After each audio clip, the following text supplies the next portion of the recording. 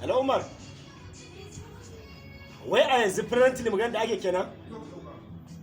Ka tura mun? To bari duba an gani.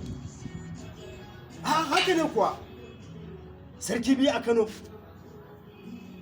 To amma abin tambaya anan shine wani sarki ne wanda gwamnati ke biya?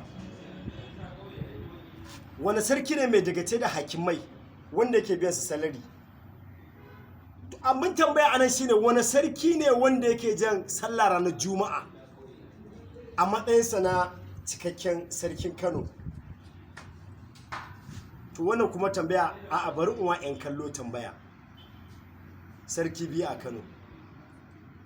Wanne ne wanda yake cikin gidan gwamnati wanda aka halatta sarki ne shi a Kano wanda a cikin gidan sarakuna yake na yanka? Wanda aka yarda da shi mai suna sarki a cikin wannan sarakunan guda biyu. Shin Sunusi Lamiɗo Sunusi ne sarkin Kano wanda yake cikin a masarautar Kano ko kuma Aminu Ado ne?